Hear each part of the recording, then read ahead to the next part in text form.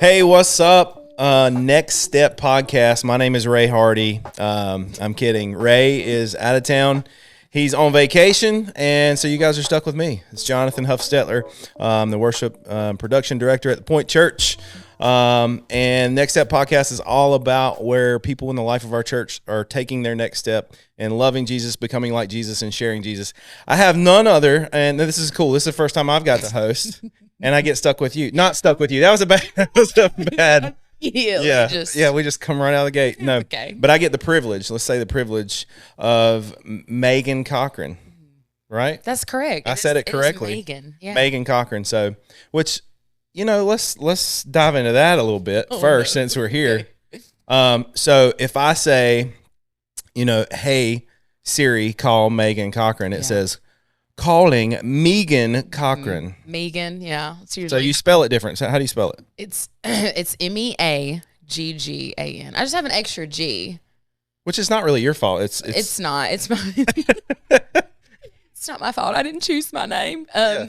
No, my mom, she knew what she was going to name me when she was like little. She had a doll that she named Meaggan Brooke. And so that's what she decided to name me, but she spelled it an oddball way. So if you see Meaggan around the church, don't call her Meaggan. It's okay. It's Meaggan. It's MAY-GUN. Meaggan. That's how we pronounce it. Yeah. So. No, I respond to Meaggan. I respond to Meaggan. When I worked at Disney, I got called Meaggan a lot because of the EA on my name tag. So Meaggan. Yeah, so that's Meaggan. That's a good segue. I kind of want to know, tell people about before you came to the church, and kind of, you were telling me a few things beforehand. So start back with the night you were born. Okay. And so we're going to go from there. No. The year was 1992. Yes. That is the year that I was born. I am from Gaston County.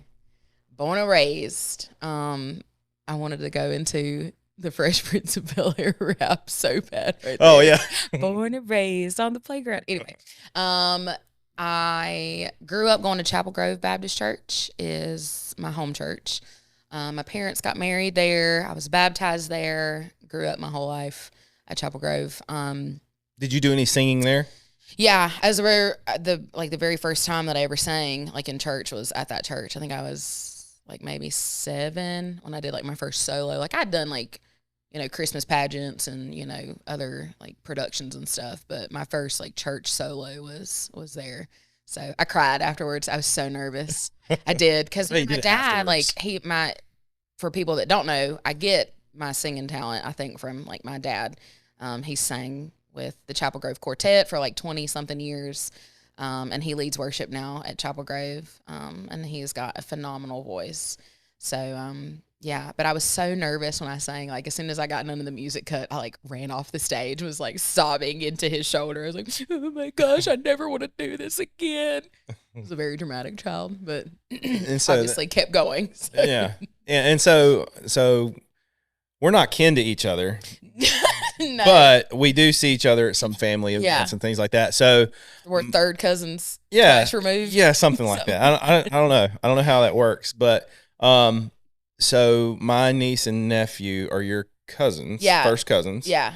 And so we would see each other at birthday parties or 4th of July events or something like that. But I always remember we'd be singing Happy Birthday, and I'm there to sing Happy Birthday normal. And then it gets to the second half of the song, and the whole Cochran family. You got your mom and your dad and your brother and you, and then it just turns into this big quartet of Happy Birthday song, and everybody busts into parts and stuff. Time. I'm what? What is this? I remember the first time I ever heard just a normal Happy Birthday song. Yeah, I think it was in a classroom of when I was in elementary school, and I was like, Where's the 3-part harmony? Where is You've not heard Happy Birthday until you hear the Cochran family bust it out. It's like a gospel experience, honestly. So you were at Chapel Grove, and then where did you go from there? So stayed there my whole life. After I graduated high school, I did a year at Gaston College, so I stayed local and was still in church and was pretty active. And then I moved to Greensboro. went to UNC Greensboro is where I started my undergrad. My major was in theater. I thought that I was going to be a performer. But then I realized that I didn't want to move to New York and be like a starving actress. So then I switched to psychology because I like to help people. And I figured that would be like a good alternative. And then I came home after, no.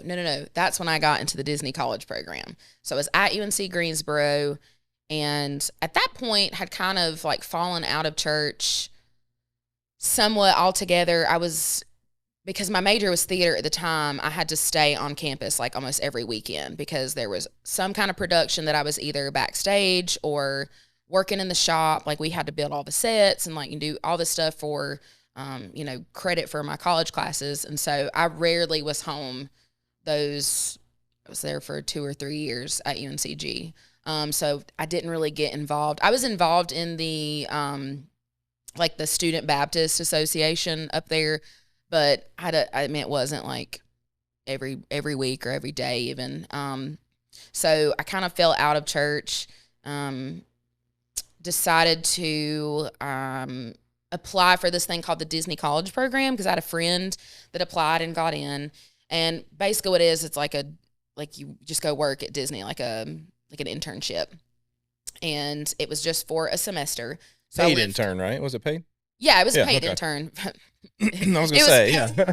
But it's like Disney pay, so it's like, it's like you're getting experience more than you're getting dollars. Right. Yeah. It was very long hours, very tough work, and you didn't really get like a say-so of where you were placed. So I landed in food and beverage, which was fine. I mean, at that point I hadn't waited tables. Disney was like my first legitimate paycheck, like in my name, which was crazy because I was like, oh my gosh, how cool is this? That like, my first official paycheck from a real It's job. Like you're going to struggle financially, but you're going to have fun doing it. Yeah. One of the perks was like, we're going to pay you dirt cheap, but like you can go to the parks when you're not working and then go spend all of your hard-earned money in the parks back to us. So it was definitely, and this was 2013. So, oh my gosh, that was 10 years ago that I was there. Can you believe that? We're getting old. That's bananas. You're getting old. Yeah. I'm getting old too. Maintaining. But 10 years ago, it was in August of 2013 that I went down, stayed through January 2014 and came back home. And at that point I think I went to church one time between August to January of that time, which was nuts because I mean, my whole life I grew up like it was, if the doors were open, we were at church because my dad was the music minister. My mom directed the choir. My brother and I were both active in children's church. And then when we got older, youth. So that was really tough. And so when I came back home, it was hard to kind of get back into that routine because at that point I was on my own. I was making my own money. I kind of made my own schedule. I was 21, 22 when I came back home.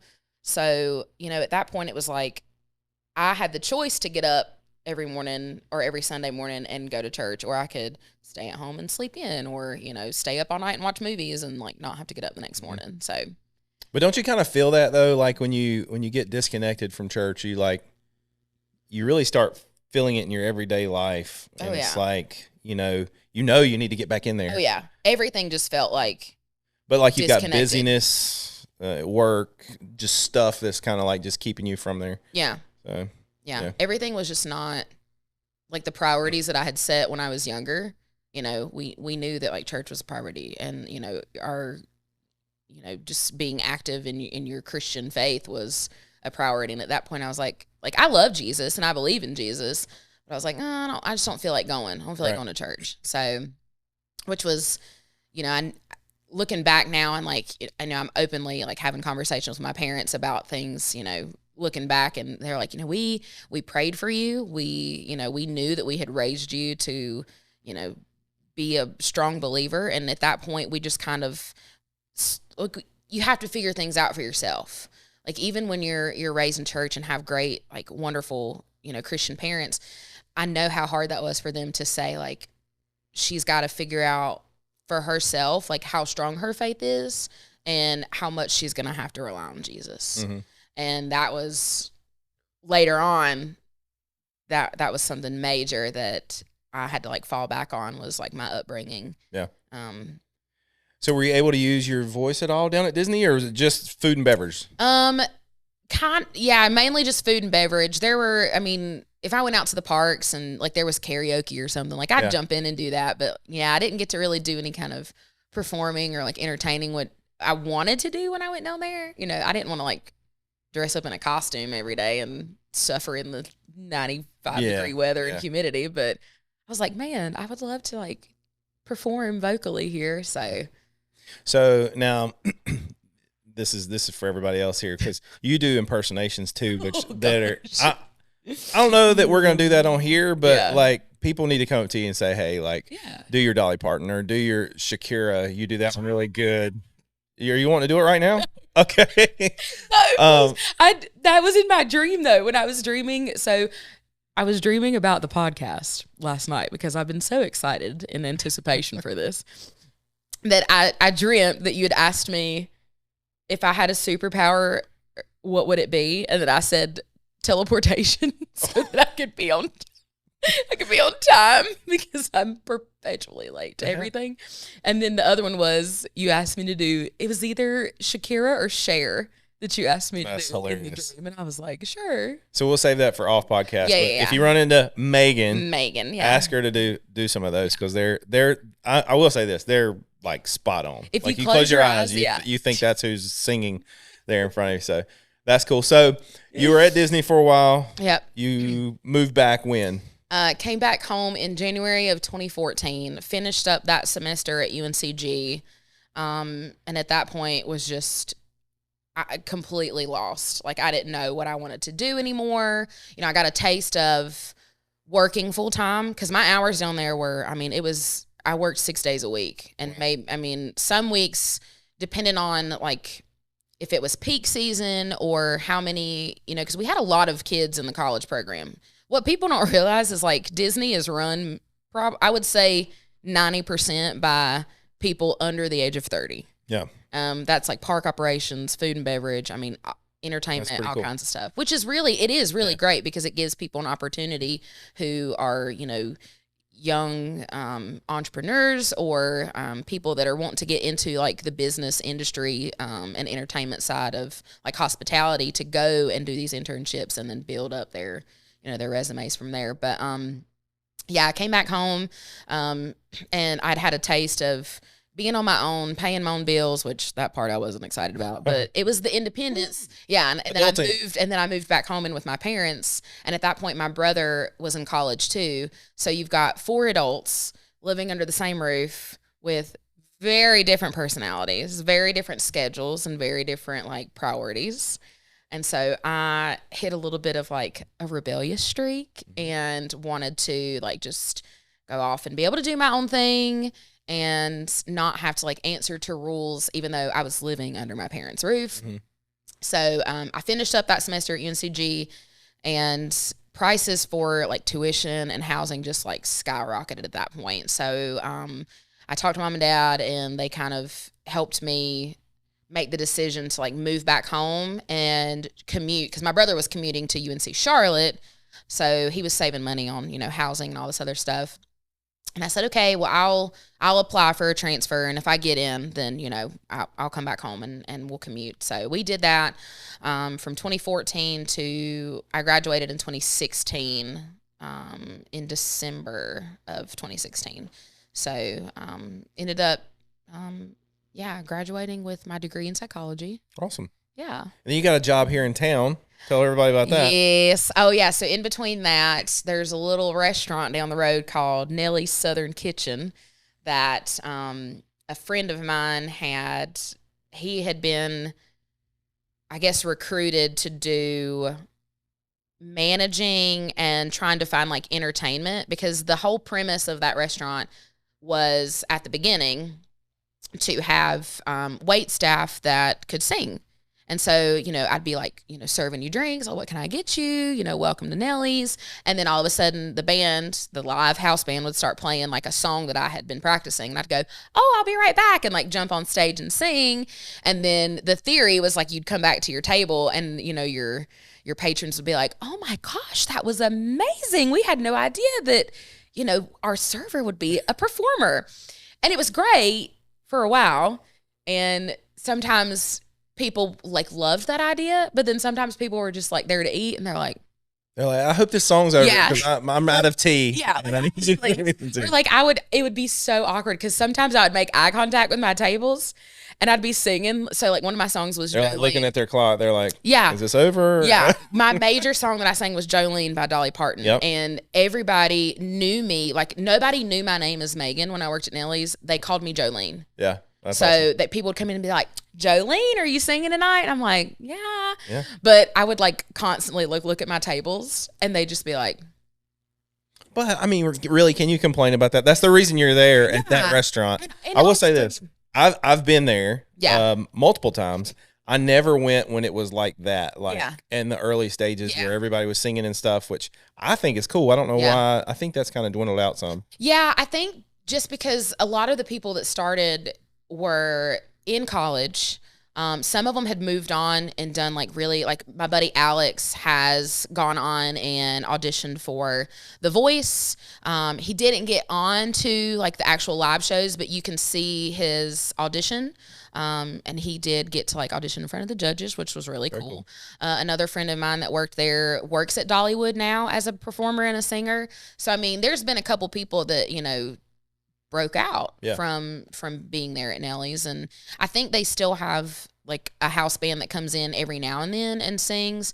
But yeah, it was just, I think because Belmont is more of a just kind of like a chill environment. Like we're trying to, a lot of restaurants and a lot of places are trying to be, more up and coming and cater to like the entertainment side. But I think more or less it was like, this really delicious Southern cooking. And people just want to come and enjoy their food and Come and eat. maybe like a little music on the side. So Yeah. Yeah. Well, good. So, and now you did the whole, was it American Idol or The Voice? I did both. Okay. Yeah. So you did both of those Yeah. as well. Yeah. So- I did American Idol in 2010. So right after I graduated high school. And I didn't I did American Idol and I did The Voice, but I literally just went and auditioned. Like it Yeah. didn't go any further than that, which is okay. Yeah. Yeah. But yeah, because you did American Idol too, right? I did. Yeah. I did. It was either the Clay Aiken year or Kelly Clarkson year. It was like early Okay. on. Yeah. So- but it was fun. Yeah. It was cool. Yeah. And It was an interesting experience I for got sure. my like 3 seconds of TV fame, which was See, I didn't even get the TV fame. It's yeah. okay. I mean, did it was see- literally probably like 3 seconds. Yeah. I did see Ryan Seacrest though, Yeah. from that's about like 100 yards away. cool. Yeah. Well, But it was close enough, yeah. Yeah. Cool. Yeah. All right. So you leave Nellies. Mhm. Where do you go from there? So graduated college in 2016. Now, wait 1 second. Had I bugged you yet? No. Okay. No, 'Cause no, I knew no. I bugged you like years in advance, and you basically was like, "Yeah, I'll let you know," Yeah. and then that didn't happen. Yeah. I think the first time that you bugged me was it was the summer of 2017. Okay. Because I went back down to Disney and did another internship. Because at that point I thought, I'm going to move to Florida. I'm going to just live the beach life. I'm going to work at Disney, the happiest place on earth, and just move on up the ranks down here at the old Walt Disney World. And so I applied for another internship, got in, and left August of 2017 is when I went down there. And at that point, so I'd graduated college and I had big girl bills to pay at that point. Was making bare minimum wage Just down at wasn't cutting Disney. it, huh? Just wasn't. I literally, and I know you probably know like how hard it is to have to like suck it up and admit that you can't do this. Mhm. So like I would call home to mom and dad and I'd be like, I just don't know. Like I don't want to give up on this because I thought this was my dream, but I'm struggling like financially. This is not cutting Did it. you sing that song like "Dear Mom and Dad"? Yeah, please send money. Yeah. So broke. It really wasn't funny. It was not. So I think I made it to October and finally was like, I think I had like maybe $50 in my bank account. And I said, I'm going to take this $50 and I'm going to put gas in my tank. I'm going to pray to God that I can get at least to Georgia. Yeah. And maybe make it home. So I packed all my stuff up and headed home. And I came home and surprised Mama. She was at home. I was on the phone with her. I remember I pulled into Gastonia And I was like, and the whole time she thought that I was still down in Orlando. And I said, hey, Mama, I just wanted to call and check in. She's like, oh, how's the weather down there? I was like, oh, yeah, it's real hot, still hot and sunny. And I said, yeah, it's getting hard down here. I really miss you. And she said, oh, I miss you too. And I said, well, hey, my friend's coming over, or I'm pulling into my friend's driveway. Let me call you back in a little bit. And I pulled into her driveway. And she was like, and I was like, I had to come back home. I just missed you guys too much. So, which I did. I mean, I did miss my family terribly because, I've been there through everything, and I have a great family and a great support system. So I came back home, and that's when I met I was in a previous relationship, and that did not go well at all. He was not a believer in Jesus, and it took me some time to get out of that, because at that point I was 27, I think. And I've always wanted a family. I've always wanted to be married and have kids and like start my own family and raise, my kids the way that my parents raised me, and, bring them up in church and all those great things. And so I thought, well, gosh, if this is, where I kind of land coming back from what I thought was my dream, of moving away and, doing all these fun things, I thought for sure that this is the guy that I'm supposed to be with, the relationship I'm supposed to be in. And so for about 3 years,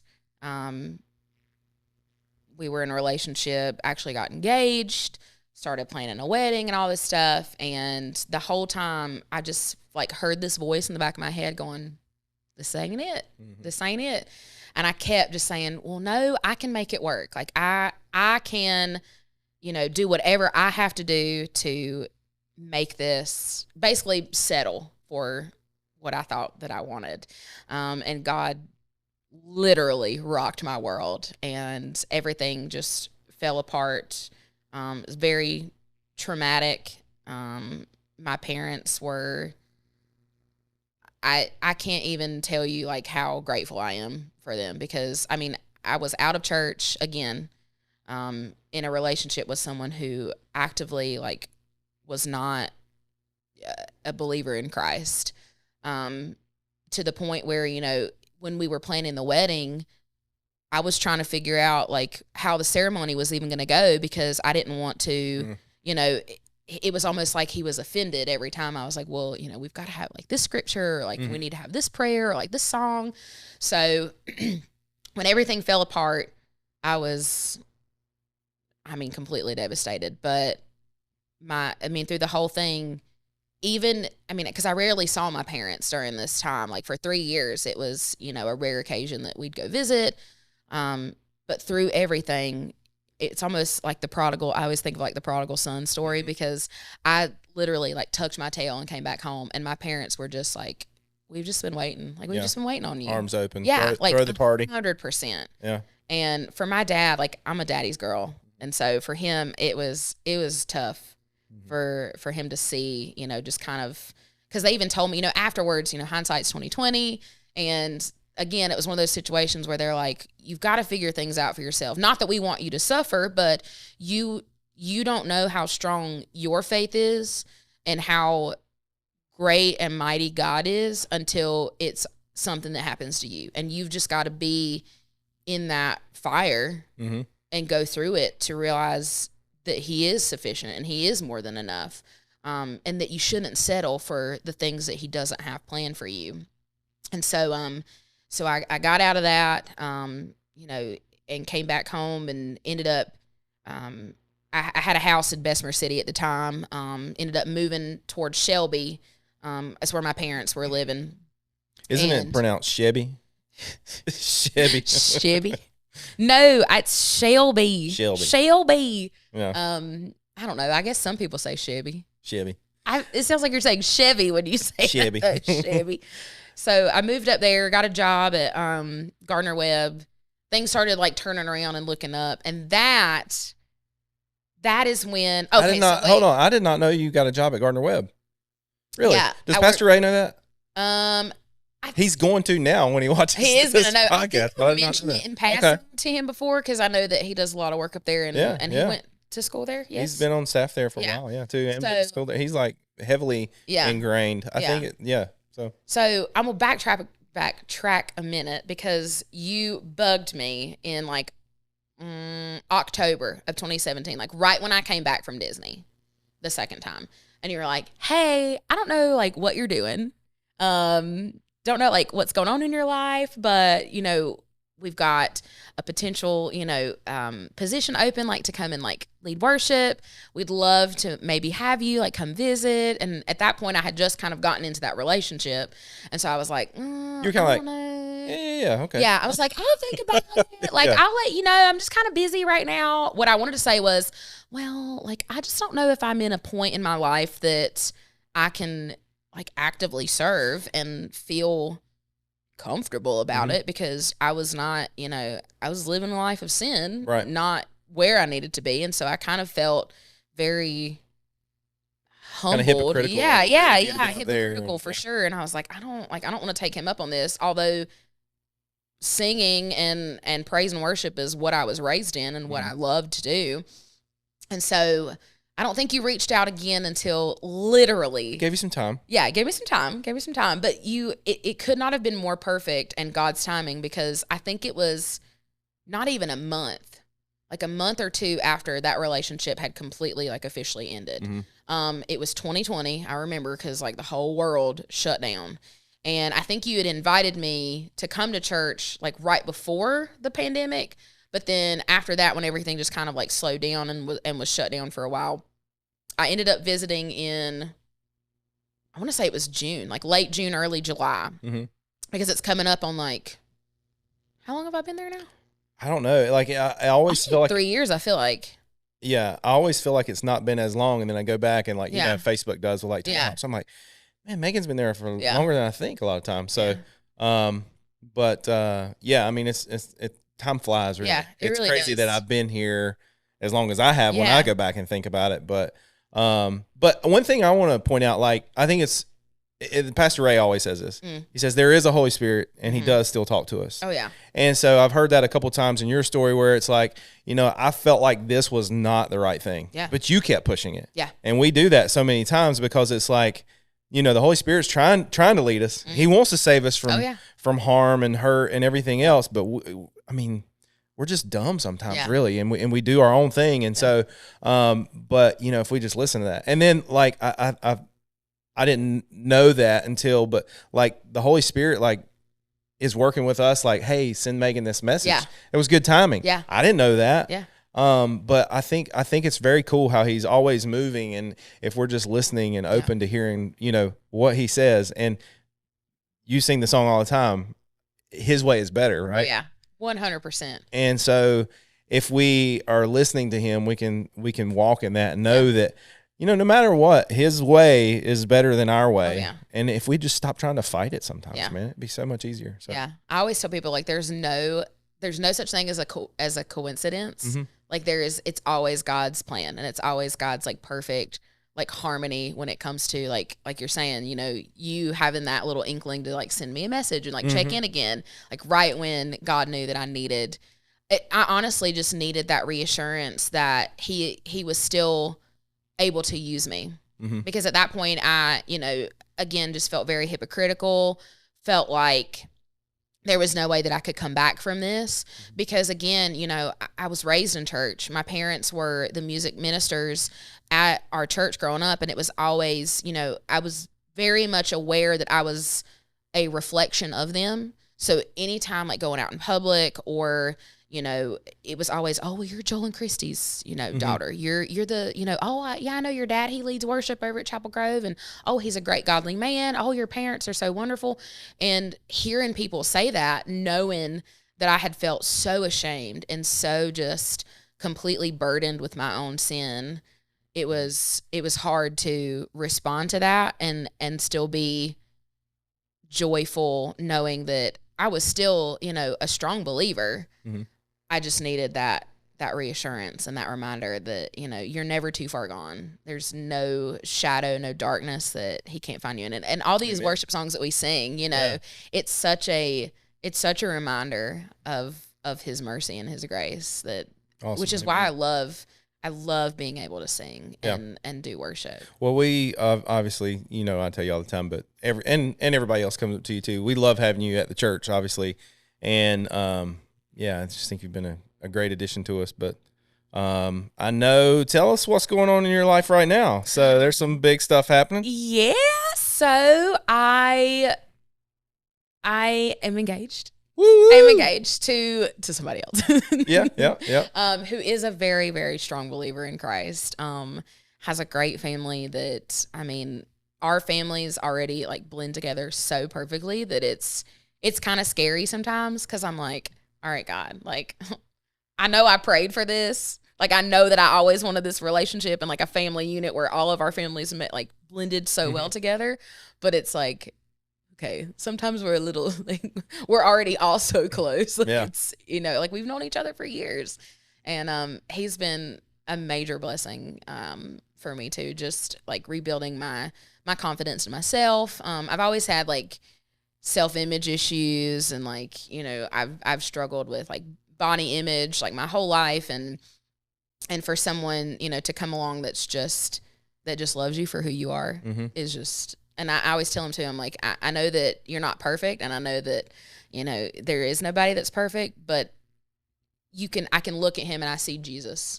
Yeah. I see like how God tells us to love one another, and just, you know, just share his love and his compassion. Yeah. What's his name? His name is Tyler, but he also has an interesting spelling. So it's Tylor. No, so wait, I didn't know Tyler, that. Yeah. I've met him, and I didn't know that. Yeah. So. When he first introduced himself to my family, I'm pretty sure he was like Tyler. You like, cannot spell your kids' names normal. You just can't. Like, I mean, it's going to be, you got to do something crazy. Yeah. So, it's a crazy name. Awesome. Do we have a date? Is that? November 11th. November the 11th. November the 11th. That was my grandparents' anniversary. Mm-hmm. They were married 49 years before my papa passed away. So it's also Veterans Day. So Tyler is an Army vet. So it's a cool thing for us to be able to kind of honor That's him exciting. in that way too. So tell us a little bit about who Meaggan is outside of Sunday. Everybody sees you Sunday, and so there's a couple things that are interesting about you. I mean, you've got like chickens and ducks and just ducks. Just ducks Okay. Right now. Because I knew Willard was one of your ducks that got he escaped last year or something, didn't he?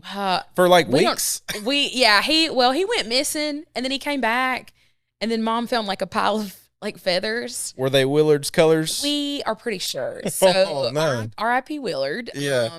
I still have 3 other ducks that are at my parents' house because they have a pond on their property, and so I've got Lucy and Jack and Frida, and so I love animals. Dogs, cats. All the above. I recently added pheasants to my list of animals. I had a friend call me.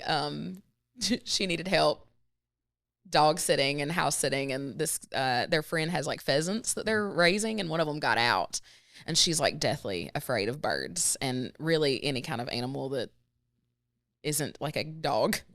And she's like, who do I know that's super fearless and like doesn't mind catching like any animal? And she's like, oh, I'm gonna call Meaggan. And so I literally, like, we go over to the house. This was yesterday. The pheasant whisperer. I was. And like, it was so odd because like I'm crawling around the garage floor. I'm like looking around for this little, I mean, it was tiny. It was like little. And she's like, if this thing, because it flew at her head, and that's like what freaked her out. And I was like, I don't see it. Like, I don't think it's in here. And no sooner than I said that, it came crawling across my foot. And I was like, oh, and I just reached down and like snatched it. Got it. But I was terrified of animals like that when I was little, which is interesting now that I was such a girly girl when I was little. I played with Barbies. I mean, my parents signed me up for like t-ball and softball. And what did I do? I stood out there in the outfield and like danced. Yeah. And, like twirled around and like threw dirt and pretended that it was like fairy dust or something. But the older I've gotten, the more I've kind of, I wouldn't say like tomboy, but I just like to do things and like learn how to do things. So it's kind of put like an independent streak. Yep. Or like well, I've always had an independent streak, but it's kind of reinforced that. So I'll just try, like the other day I was like sanding my kitchen table. Like, I don't have ever picked up a sander. Yeah. You can learn anything on YouTube. Yeah. Oh yeah. Yeah. Hey, tell everybody, what does it like to be on the worship team? What is it? Gosh, I can't say that. I can't say it. So, I mean, we do have fun doing what we do. We do have a lot of fun. Yeah. You guys are like, so usually I'm the only girl unless Angie's there and Jody. And Jody now, yeah. Yeah. So, which Angie and Jody, please, I need you guys to be on. I need you to be on more than just occasionally, because it's awful. No, it's not. No, it's not. It's not. You guys are like older brothers that are. You just give me a hard time. So we always pick on you for a couple things. One, we get there and we start run through at 7:30 in the morning on Sunday. And most people come trickle in a little bit early. Well, we don't. Well, that's our goal is 7:30. Like, I hear him laughing. Hold it together. I hear him laughing. But we try to start at 7:30. But really, we just kind of get together and hang out and talk for a little while, because we always know that Meaggan's going to be late. I think Brandon he's the worst about it. Yeah. Like, even when he's not like if he's not on schedule, so we're all like, in our group chat. Yeah. And he always jumps in and like says something about, and it's a terrible, terrible trait that I have. But I think what it is like, I think I can be anywhere in like 10 minutes. Yeah. So like, I live in Shelby, and obviously the church is in Belmont, Mount Holly, which is a good 35 minutes if you're gunning it. Yeah. And I'll leave my house at like 7:15, and I'll be like, I'll be there by 7:30. Yeah. Sure. And I come waltzing in at like 8:10, and I'm like, I've got to share this story. So Meaggan and I were singing. We've done the McAdenville thing. You know where I'm going. We've done the McAdenville thing a couple times at Christmas, where we go and lead the community in like Christmas carols and stuff. And so this past year, and it's always, I mean, we get there and we got to set up, and there's always there's a big parade and all kinds of stuff. The traffic is nuts. There's cops blocking us off everywhere, and this year I was like, hey, I gotta pull back in there. He was like, no, turn around. I was like, I'm singing for this. He's like, nope, turn around. I'm like, dude, like, I don't know I got a bunch of stuff to carry, guitars and all kinds of stuff. And so I got there, and Meaggan again was late. Yeah. But then on top of being late, you got traffic. So it's like double whammy. So yeah. Meaggan pulls up, and it's kind of dark out there. Well, so it is dark out there. It is, but so how I got to where I got though. So I used to sing with Coming Up Brass, which was a big like wedding and great band. Yeah, great band. Yeah. And we had sang at the Far Yarns like YMCA for their like family days in the past. So I knew that there was a field in the back, because that's how we had to pull in and go through the back when we would perform there. So I was like, oh, once I got like and saw traffic, I was like, I know where that road is. I'm just going to go through the back because I know how to get here. However, it's what, 7:30, 8 o'clock at night. It's almost. Dark. It's dark. Yeah, it's wintertime. It's dark. It's wintertime, and there's no lights out there like at all, because it's back behind like the power plant where the lake is right there in McAdenville. And so I'm pulling through, and I knew that there was construction going on because I'd been there during the day, and I was like, oh, well, I know which spots to avoid. So what used to be a field was a construction site. A construction site / monster truck mud pit. I drive a big truck and 4-wheel drive and everything. And what is your vehicle? Is it like a Ford Escape or something? Yeah, I've got an Escape, no 4-wheel drive. No 4-wheel drive, Ford Escape. Yep. And she goes through mud that's like 4 feet deep. I mean, easily. And so I don't know she's caught in the mud. I'm up there like show's getting ready to start, and I'm thinking, where's Meaggan? Like, we're supposed to lead Christmas carols, all kinds of stuff. And Meaggan comes, and she has mud up to like her mid shins. Yeah. Like, when I say mud, not like a little bit of mud. She was completely covered. Yeah. Like her shoes were like red mud. And I remember you were like, look at my shoes. And I was like, I thought they were covered in glitter. They were sparkling mud. No, they were my white, like I called them like my church sneakers, like cool kid sneakers. They were all white, like leather. And when I first opened my car door, when you say 4 feet of mud, you're not lying. Because like when I opened the door, it was like up to my door. Yeah. Like it came into my car. And I was like, and I wanted to call you, but A, I was so embarrassed. Yeah. And B, I knew that you were probably already out there and couldn't like really answer. Because it was literally like, I mean, I ran in with like 30 seconds before P. Ray called us up to lead the carols. Yep. So I get out of my car and I'm trying to find the safest route because, of course, where my tires had landed, it was nothing but because it had rained. You know, it rained every day in December. Yep. So it was wet mud, which mud is wet anyway.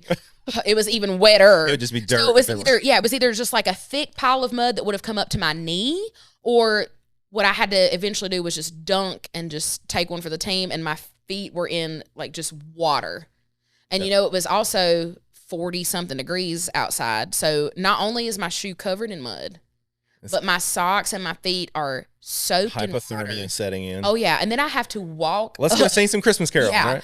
And I swear the cameraman for the McAdville thing, I feel like he was like must have known. He was down low. Feet level. So we got like the news crew there. We got the newspaper there, and everybody. I'm like, man, I'm gonna give this guy like an extra $20 if he'll just focus and get your shoes in the newspaper or something like that. Or we looked down, and who was it that she had Miss her Starfin? She had like Prada shoes on. And I was like, I was so self-conscious about getting near her. I was like, if my mud gets on her boots. So that was the joke. It's like, here she is in some Prada boots, and then here's Meaggan in some, we called them some muddy Targets.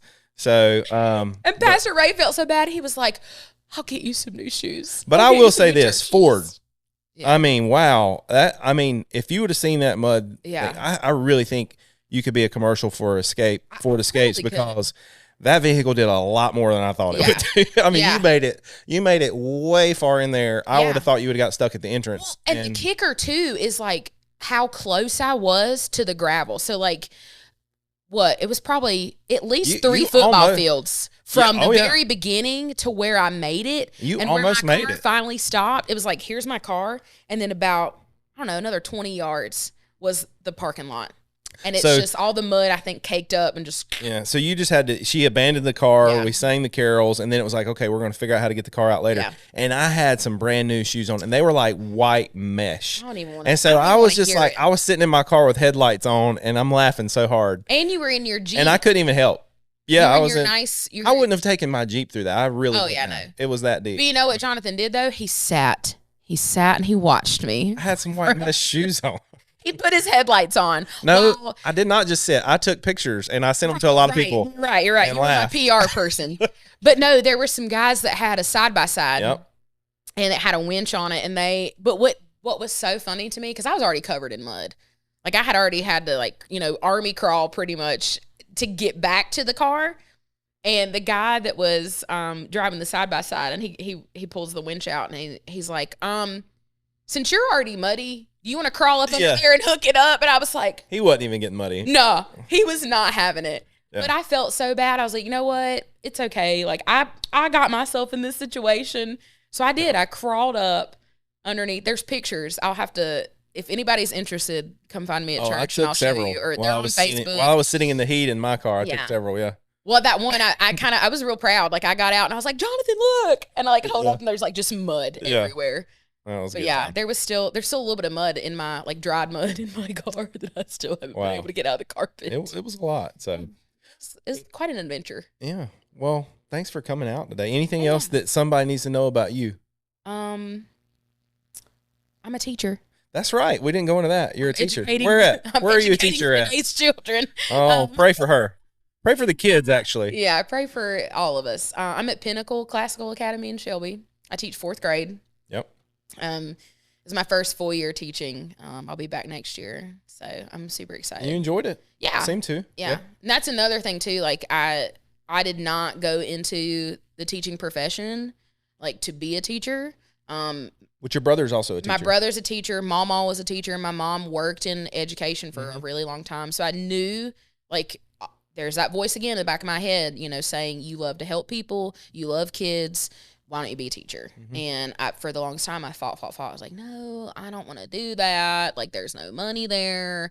The way that, technology is going, they might not even need teachers in the future. So, but I I got into this school, and I mean, have completely just it's my calling. Like other than I feel like singing is one of my callings, but teaching is definitely one of those that again, don't his ways are better. Yeah, 100%.